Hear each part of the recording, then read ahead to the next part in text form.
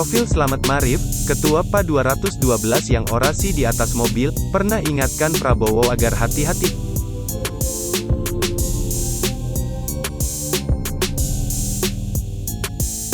Sosok Slamet Marif, Ketua Umum Persaudaraan Alumni PA 212 yang berorasi di atas mobil dalam aksi reuni 212 di kawasan Jakarta Pusat, Kamis, tanggal 2 Desember tahun 2021.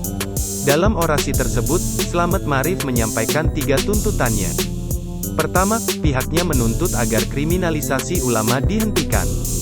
Kedua, pembelaan terhadap Majelis Ulama Indonesia, MUI, setelah anggota fatwa bernama Ahmad Zain An-Najah, ditangkap Densus 88 Anti-Teror Polri terkait kasus dugaan terorisme.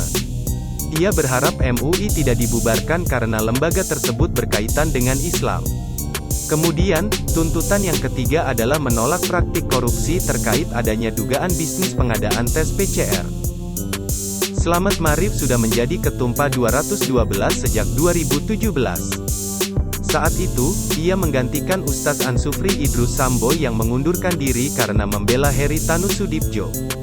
Pada 2020 lalu, Slamet pernah dipanggil ke Polda Metro Jaya untuk menjalani pemeriksaan terkait aksi 1812.